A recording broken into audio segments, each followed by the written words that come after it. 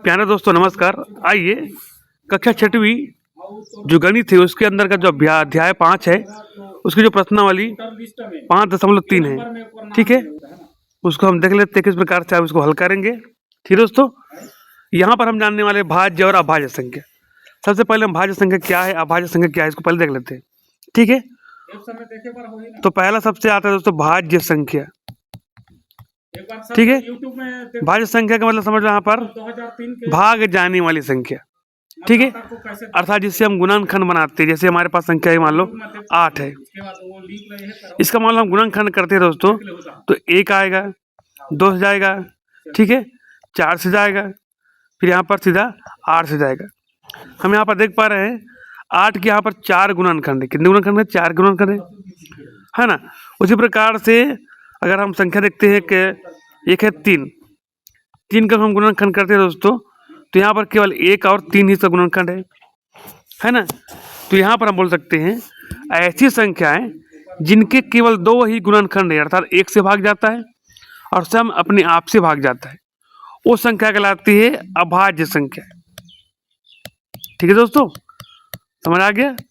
ऐसी संख्या है जो 1 और सम अपने आप से ही भाग जाता है, उसके अतिरिक्त और किसी संख्या से भाग नहीं जाता, वो कहलाता है अभाज्य संख्या।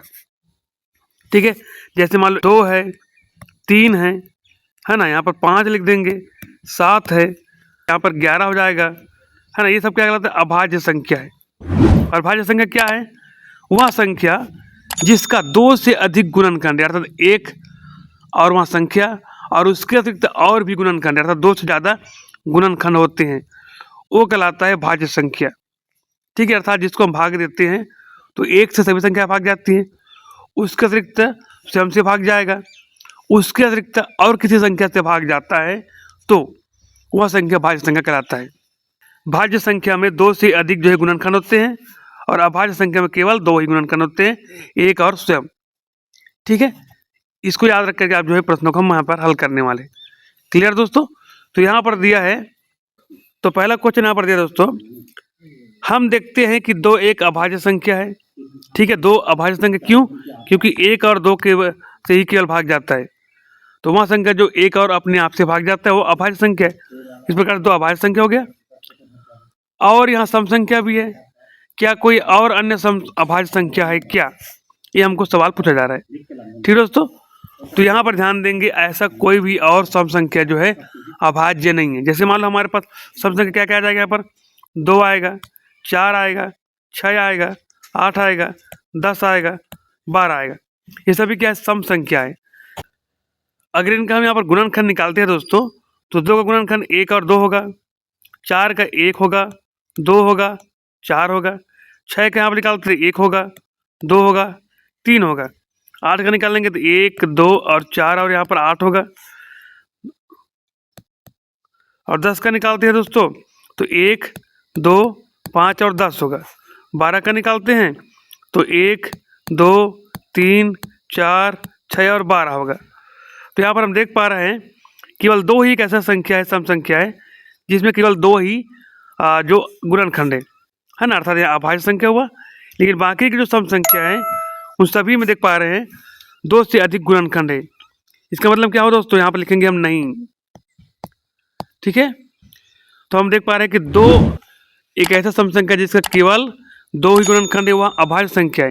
लेकिन 2 के छोड़ उसके अतिरिक्त ऐसा कोई भी संख्या नहीं है जो सम संख्या है और अभाज्य भी हो, तो यहाँ पर हम तो लिखेंगे नहीं। दूसरा यहाँ पर दिया दोस्तों 100 तक की अभाज्य संख्याओं की सूची देखिए। 2 क्रमागत अभाज्य संख्याओं में न्यूनतम एवं अधिकतम अंतर क्या है? अब इसका हम हल करेंगे दोस्तों, तो क्या करेंगे हम, यहाँ पे बोला जा रहा है दोस्तों 100 तक की अभाज्य संख्याओं की सूची बोल रहा है। ठीक है, अर्थात हम यहाँ पर 100 तक की संख्याओं में अभाज्य संख्या का हम सूची यहाँ पर बना लेंगे। क्या क्या आ जाएगा? यहाँ पर 2 आएगा, 3, 5, 7, 11, 13, 17, इस प्रकार से आगे आते जाएगा दोस्तों, जो देख पाएंगे इस प्रकार से, है ना। अब यहाँ पर बोला जा रहा है 2 क्रमागत अभाज्य संख्याओं में न्यूनतम एवं अधिकतम अंतर क्या है? तो क्रमागत अभाज्य संख्या पर देख पा रहे दोस्तों केवल 2 और 3 है। ठीक है, 2 के बाद 3 जो क्रम से आता है, तो ये क्रमागत अभाज्य संख्या है। अगर इसके बीच में अगर अंतर दिखते हैं तो हमको अंतर प्राप्त हो रहा है यहाँ पर 1 का। इसके अतिरिक्त और क्रमागत संख्याएं नहीं है जो अभाज्य संख्या है ना, केवल यही है, केवल 2 और 3 है, ठीक है। और इसके बीच में अंतर क्या है, 1 का रहेगा। क्लियर दोस्तों। अगला सवाल यहाँ पर दिया है, क्या प्रत्येक पंक्ति में एक समान संख्या में अभाज्य संख्याएं थी? किन दहाइयों में न्यूनतम अभाज्य संख्याएं है? यह हमें बताइए कि पिछले पृष्ठ पर दी गई सारणी में किन में अधिकतम अभाज्य संख्या है। ठीक है दोस्तों। तो यहाँ पर क्या बोला गया है, जो इस पाठ में दिया गया है ये वाला सारणी है ना, इसमें देख के हमको बताना है अब अभाज्य संख्या का यहाँ पर लिस्ट दिया गया है। ठीक है, जैसे यहाँ पर दिया गया है, ये जो हरा में है, ग्रीन में जो दिखाई दे रहा है ना, ये सब क्या है, अभाज्य संख्याएं हैं। तो क्या समान पंक्ति में समान संख्या में अभाज्य संख्याएं है क्या, ये पूछा जा रहा है। तो यहाँ पर हम देख पा रहे हैं दोस्तों, इस पंक्ति में 4 अभाज्य संख्या है, इसमें भी 4 है, इसमें 2 है, इसमें 2 है, फिर इसमें 3 है, इसमें 2 है, इसमें 2 है, इसमें 3 है, इसमें 2 है, इसमें 1 है ना। तो यहाँ पर हम देख पा रहे हैं कि सभी पंक्ति में समान अभाज्य संख्याएं नहीं है, अलग अलग पंक्ति में अभाज्य संख्याओं की संख्या जो है अलग अलग है। ठीक है, और यहाँ पर देखते हैं कि क्या एक ही जगह अगर हम देखते हैं तो क्रमागत जो इस प्रकार से दिखाई दे रहा है, तो क्रम में मात्र यहाँ पर है, ठीक है, एक साथ, और कहीं पर भी यहाँ पर भी एक साथ क्रम में अभाज्य संख्याएं नहीं है। और अगर हम इसको ऊपर से नीचे देखते हैं तो यहाँ पर जोड़ी इस प्रकार से बना हुआ है। ठीक है दोस्तों, जोड़ी इस प्रकार से बना हुआ है। तो हम यहाँ पर बोल सकते हैं, जो पूरा प्रश्न पूछा गया है कि क्या प्रत्येक पंक्ति में एक समान संख्या में अभाज्य संख्याएं थी, तो यहाँ पर हम लिखेंगे नो, नहीं है ना। और यहाँ पर दूसरा बोला गया है, किन दहाइयों में न्यूनतम अभाज्य संख्याएं हैं। ठीक है, और यह बताइए कि पिछले पृष्ठ पर दी गई सारणी में किन में अधिकतम अभाज्य संख्याएं है, दोनों को हमको देखना है। तो यहाँ पर हम फिर से सारणी में जाएंगे। अब देखते हैं दोस्तों, यहाँ पर किसमें सबसे ज्यादा अभाज्य संख्या है और किसमें कम है। तो हम यहाँ पर देख पा रहे हैं, इसमें जो अभाज्य संख्या यहाँ पर दिया है 4 दिया है, इसमें दिया है 4, इसमें है 2, इसमें है 2, इसमें है 3, इसमें 2, इसमें अभाज्य संख्या है 2 है, इसमें अभाज्य संख्या 3 है, इसमें 2 है और इसमें 1 है। ठीक है दोस्तों। तो हम यहाँ पर देख पा रहे हैं, सबसे कम जो है अंतिम वाले लाइन में, जो 91 से लेकर के 100 वाले लाइन है, इसमें केवल एक ही अभाज्य संख्या जो है 97 है ना। तो इस वाले लाइन में सबसे कम है। और पूछा जाता है सबसे अधिक किसमें है, तो यहाँ पर है पहला लाइन और दूसरा लाइन में। पहला लाइन जो 1 से 10 के बीच में 4 है और 11 से 20 के बीच में भी 4 है। ठीक है दोस्तों, तो यहाँ आपको उत्तर मिल गया। पहला पूछा था कि सभी पंक्ति में क्या समान संख्या में जो अभाज्य संख्या है, तो नहीं है। किसमें अधिक है, तो ये पहला लाइन और दूसरा लाइन में है। किसमें कम है, तो सबसे अंतिम लाइन 91 से 100 वाला। ठीक है दोस्तों, इस प्रकार से आपके सवाल बनेगा। अब यहाँ पर पूछा है दोस्तों, इनमें से कौन सी संख्या अभाज्य है, 23, 51, 37 या 26, है ना। इनको हमको अभाज्य गुणनखंड करके देखना है कि कौन सा जो है अभाज्य संख्या है। ठीक है, तो इसका नियम क्या बताया था, जिन संख्याओं के गुणनखंड में 1 और वह सम संख्या ही रहता है, तो वह संख्या जो है अभाज्य होता है। और यदि 2 से अधिक गुणनखंड होता है तो वहाँ जो है भाज्य संख्या कहलाती है ना। तो हम यहाँ पर सभी का गुणनखंड लिखते हैं। मान लो 23 है, 23 का अगर हम गुणनखंड करते हैं दोस्तों, तो 1 से जब जाएगा ही वो, है ना, 2 से नहीं जाएगा, 3 से नहीं जाएगा, सीधे यहाँ पर 23 से जाएगा। तो यहाँ पर हम देख पा रहे हैं 23 से केवल 2 ही गुणनखंड है। इसका मतलब क्या हो जाएगा, यहाँ अभाज्य संख्या है। ठीक है दोस्तों, पहला हो गया। दूसरा यहाँ पर लिखा 51, 51 का जब हम गुणनखंड करते हैं तो 1 से जाएगा। ठीक है, 3 से अगर करते हैं दोस्तों तो 3 दूनी 6 और 3 ये भी जाएगा, 3 से भी जाएगा, फिर 4 5 से जाएगा, 17 से जाएगा, फिर 51 से जाएगा। ठीक है, तो यहाँ पर हम देख पा रहे हैं, यहाँ पर गुणनखंड जो है 1 से अधिक है। इसका मतलब क्या हो गया, ये भाज्य संख्या है। क्या संख्या हो गई है, भाज्य संख्या। तीसरा में दिया है 37।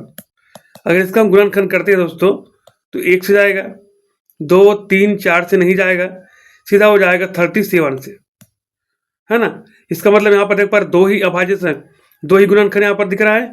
इसका मतलब यहाँ जो है अभाज्य संख्या, अभाज्य संख्या।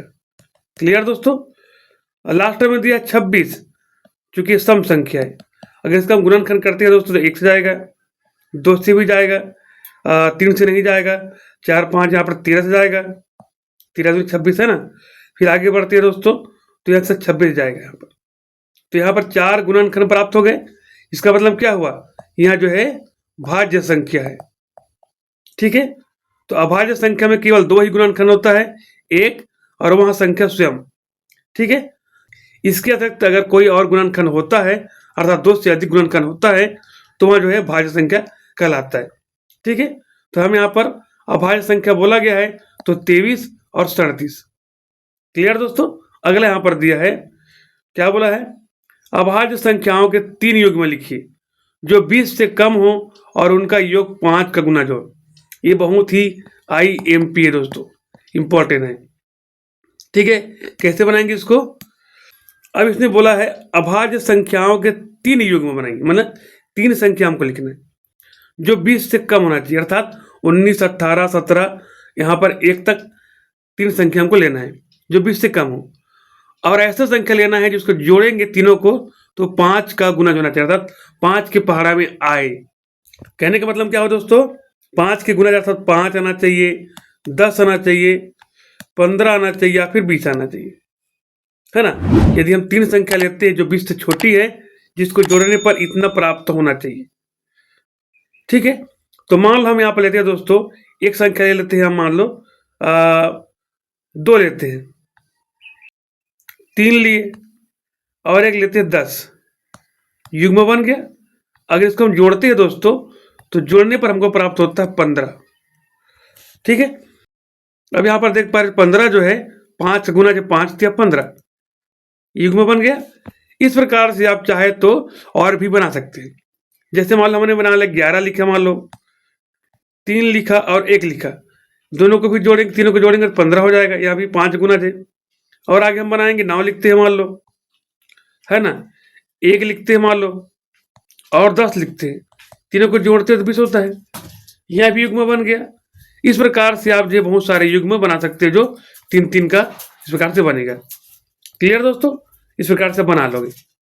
अगला यहाँ पर दिया दोस्तों, संख्या 13 और 31 अभाज्य संख्या है ना। 13 भी अभाज्य संख्या और 31 भी अभाज्य संख्या है। इन दोनों संख्याओं में अंक 1 और 3 समान है। 100 तक की संख्याओं में ऐसे किए और अन्य सभी अभाज्य संख्याओं के युग्म ज्ञात कीजिए। जैसे यहाँ पर 13 था, 13 को अगर हम उल्टा लिखते हो 31 हो गया, है ना, अर्थात 1 3 1 3 इसमें दोनों में है। तो बोला जा रहा है कि 100 तक की संख्याओं में से ऐसे अन्य सभी अभाज्य संख्याओं के युग्म ज्ञात कीजिए। ठीक है। इसको देखने के लिए हम जाएंगे चार्ट में। अब यहाँ पर जो बना है दोस्तों अभाज्य संख्या के, यहाँ पर जो हरा ग्रीन कलर में जो गोला बना हुआ है, ये अभाज्य संख्या है। तो इसमें हमको देखना है जिसके अंकों को पलटने पर वहां संख्या सेम वही होना चाहिए। ठीक है। तो यहाँ पर देखते हैं 2 और 3 नहीं होगा, 5 7 भी नहीं है, 11 13 में नहीं है। इस प्रकार देखते हैं एक संख्या हो जाएगा दोस्तों यहाँ पर। अगर हम यहाँ पर 79 और 97 को देखें, ठीक है दोस्तों, यहाँ पर हमको मिला है 79 और 97। ये जो दोनों संख्या अभाज्य है, यहाँ पर दोनों जो है 7 और 9 से बना हुआ है ना। तो यहाँ पर हमारा जो उत्तर है दोस्तों 79 और 97। ठीक है। और कोई यहाँ पर संख्या है क्या, देख लेते हैं।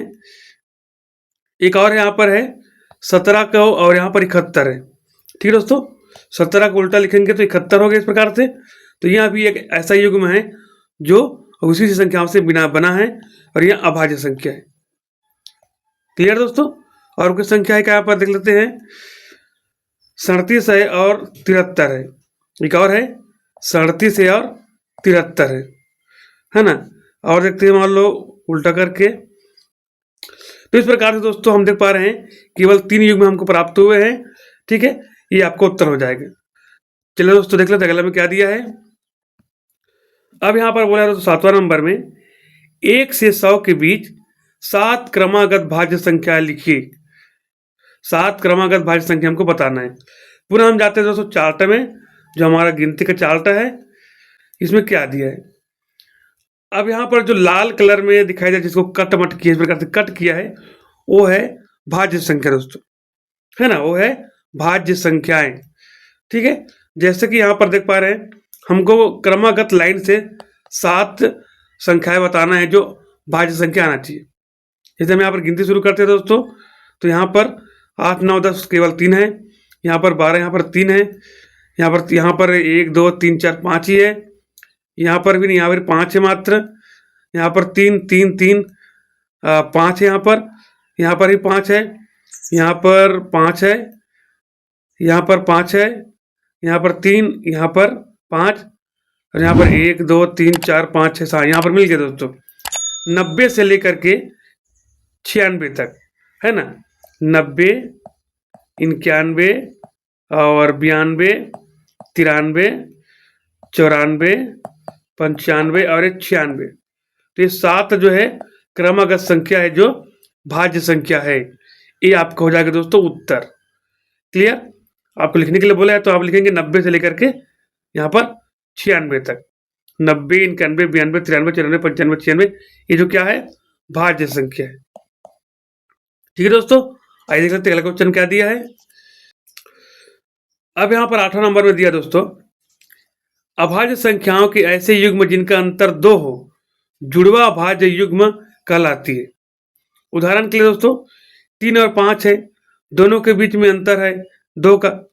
ठीक है, इसी प्रकार 17 और 19 है, दोनों के बीच में केवल 2 का अंतर है।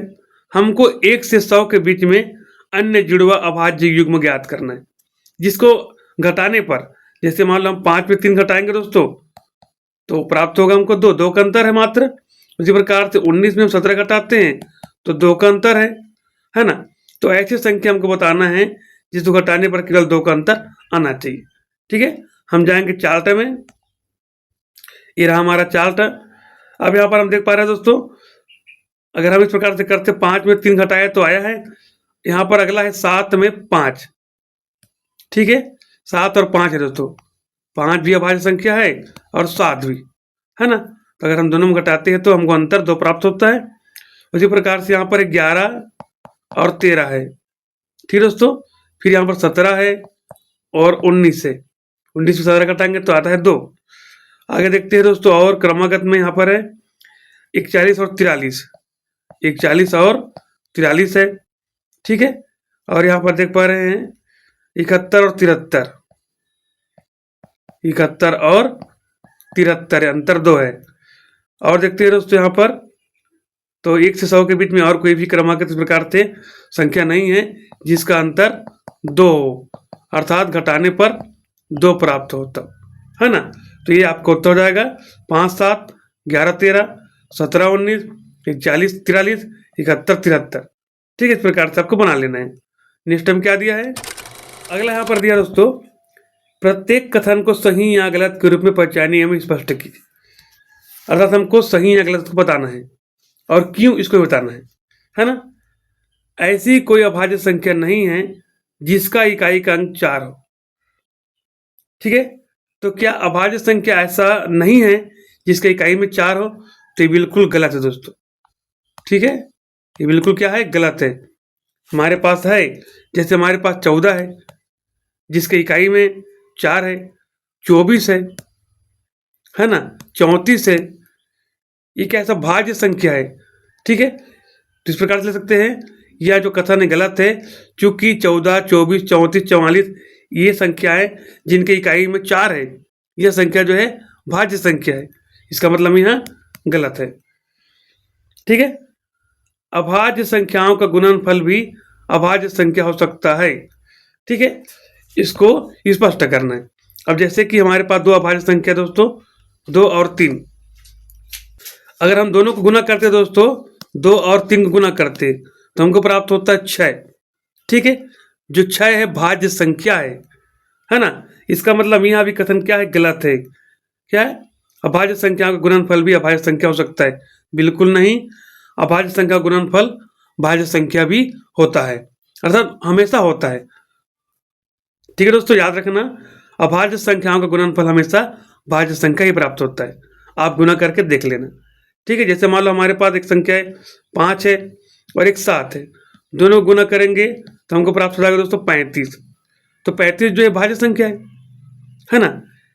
इस प्रकार से हम देख पा रहे हैं कि दो अभाज्य संख्याओं का गुणनफल भाज्य संख्या प्राप्त होता है। क्लियर। अगला क्या बोला है? अभाज्य संख्याओं के कोई गुणनखंड नहीं होते। अब पर ये जो कथन है दोस्तों, इसमें भी गलत है। अभाज्य संख्याओं के एक और वही जो सम संख्या, जैसे 5 है मान लो, तो 1 और 5 होगा तो 2 गुणनखंड हुआ, है ना।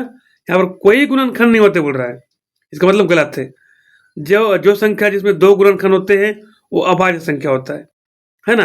अभाज्य संख्याओं में 2 गुणनखंड होते हैं। ठीक है।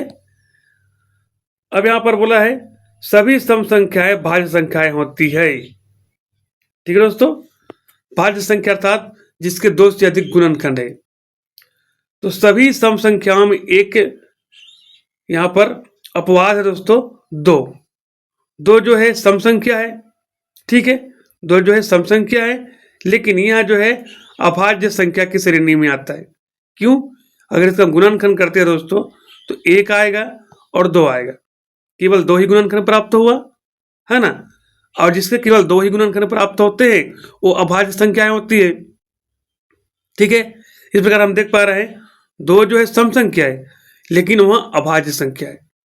इसके बाद जो अगला जो सम संख्या है सभी जो है भाज्य संख्या है, जैसे 4, 6, 8, 10, ये सभी क्या कहलाएगा? भाज्य संख्या है। केवल 2 को छोड़कर 2 जो है अभाज्य संख्या है ना। तो यहाँ पर इसको इस प्रकार से लिख लेंगे। और क्या बोला दोस्तों? संख्याएं 2 तथा 3 अभाज्य संख्या है, अन्य प्रत्येक अभाज्य संख्या के लिए अगली संख्या भाज्य है। तो कहने का मतलब यहाँ दोस्तों केवल 2 और 3 जो ऐसी संख्या है जो क्रम में आता है, गिनती के क्रम में आते हैं 2 और 3 लगातार, ये दोनों अभाज्य संख्या है। इसके छोड़ और जो बाकी के जो अभाज्य संख्या है, अभाज्य संख्या इस प्रकार से क्रम में नहीं है ना। तो यह जो है बिल्कुल सही हो जाएगा दोस्तों। ठीक है, बिल्कुल सही है।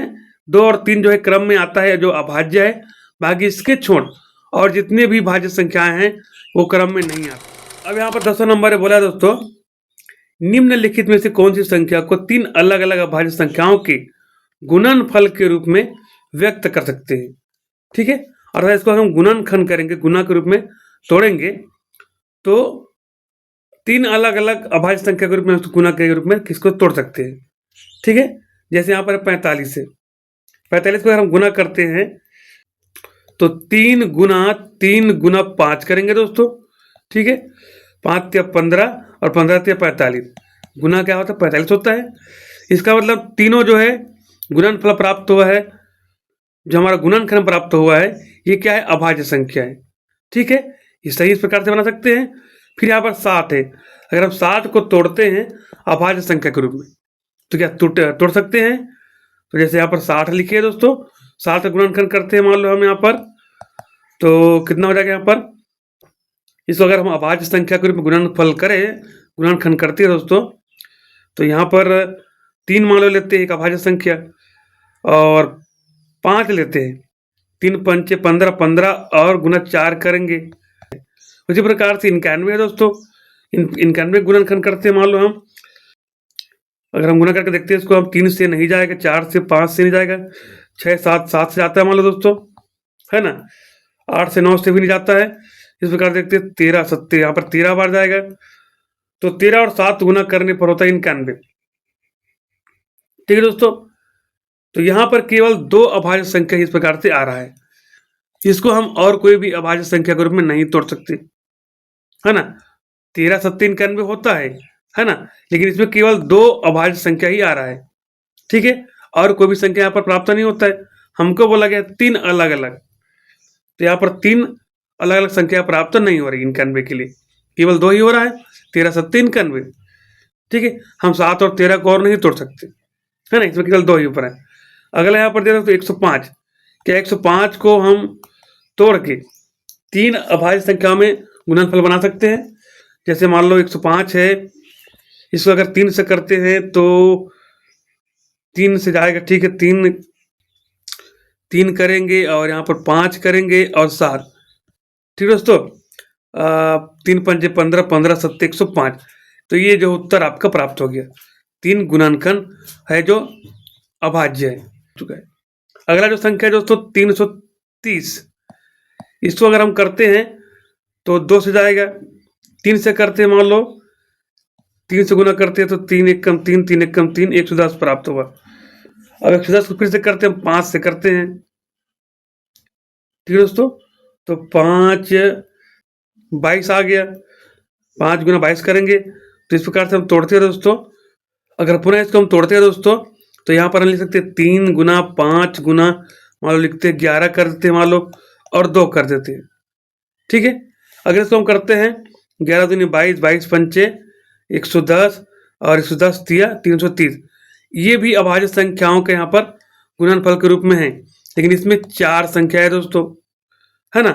हमको केवल लेना है 3, ठीक है। उसी प्रकार से यहाँ 60 था, अगर 60 को हम तोड़ते मान लो यहाँ पर 3 गुना 5 गुना 2 गुना 2, इस प्रकार से कर सकते थे, लेकिन इसमें भी कितना है, 4 आ रहा है ना। इसे पूछा है केवल 3, ठीक है। तो केवल 3 अलग अलग अभाज्य संख्या वाले यहाँ पर और 105 के प्राप्त हो, ठीक है। 91 में केवल 2 ही प्राप्त हुआ है, ठीक है। 60 में 4 और 330 में 4, ठीक है। इस प्रकार से बना लेंगे दोस्तों। अब यहाँ पर जो क्वेश्चन दिया है 11वां नंबर का, ये बहुत ही इंपॉर्टेंट है, इसको देख लेते क्या बोला दोस्तों। इसमें इसे बोला गया है अंक 2, 4 और 5 का प्रयोग करके, एक बार प्रयोग करके आप 3 अंकों वाली कितनी अभाज्य संख्या बना सकती हैं। ठीक दोस्तों, ये बहुत ही इंपॉर्टेंट है, आपके परीक्षा में आ सकता है। अब यहाँ पे बोला दोस्तों 2, 4 और 5 का प्रयोग करना है और हमको 3 अंकों की संख्या बनाना है। तो यहाँ पर अगर हम बनाते हैं दोस्तों 2, 4 और 5 का एक बार प्रयोग करके, तो पहला हम बनाते हैं मान लो 2, 4, 5, पहला संख्या बन गया। यहाँ पर हम फिर से 2, 5 और 4 कर सकते हैं, दूसरा हो गया। तीसरा हम बनाते हैं दोस्तों, अब सैकड़ा मान लो हम यहाँ पर 4 कर देते हैं, है ना, दहाई में 2 कर लेते हैं, अब 5 कर लेते हैं इस प्रकार से, और फिर इसको पलट देंगे तो 4, 5, 2, ठीक है। और नेक्स्ट देखते हैं दोस्तों, तो यदि हम सैकड़ा 5 कर देते हैं, अब 5, 2, 4 या 5, 4, 2, ठीक है दोस्तों। तो यहाँ पर केवल 6 संख्या ही बना इन तीनों अंकों से मिला करके, 3 अंकों वाली। अगर इसको हम देखते हैं दोस्तों, तो यहाँ पर इकाई में 5 है, अगर इसको हम भाग देते हैं तो भाग जाएगा। इसके इकाई में 4 है, यहाँ भी भाज्य संख्या है, इसके इकाई में 5 है। अगर इसको हम गुणनखंड करते हैं तो 2 से अधिक गुणनखंड प्राप्त होता है। इसका मतलब वह संख्या जिसके 2 से अधिक गुणनखंड है वो भाज्य संख्या है। इसका मतलब ये हुआ दोस्तों, संख्या 2, 4 और 5 का एक बार प्रयोग करके हम 3 अंकों वाली शून्य, है ना, कोई भी अभाज्य संख्याएं नहीं बना सकती। ठीक है, हमने यहाँ पर 6 संख्याएं बनाई और 6 संख्या जो है पूरा भाज्य संख्या है। क्लियर दोस्तों। अगले यहाँ पर दिया है 12वां नंबर में, 12 नंबर क्वेश्चन में क्या बोला दोस्तों, इसको ध्यान देंगे। इसमें बोला है दोस्तों, ध्यान दीजिए 3 एक अभाज्य संख्या है और 3 को 2 से गुना करने के बाद 1 जोड़ते हैं तो हमको प्राप्त होता है 7। यह भी एक अभाज्य संख्या है। क्या और भी ऐसी अभाज्य संख्याएं हैं जिन्हें 2 गुना करके 1 जोड़ने पर अन्य अभाज्य संख्या प्राप्त होती है? ऐसी कम से कम 5 उदाहरण दीजिए बोला है। ठीक है दोस्तों, चलिए हम फिर देख लेते हैं। 3 के बाद अगला जो अभाज्य संख्या है दोस्तों वो है आपका 5 है।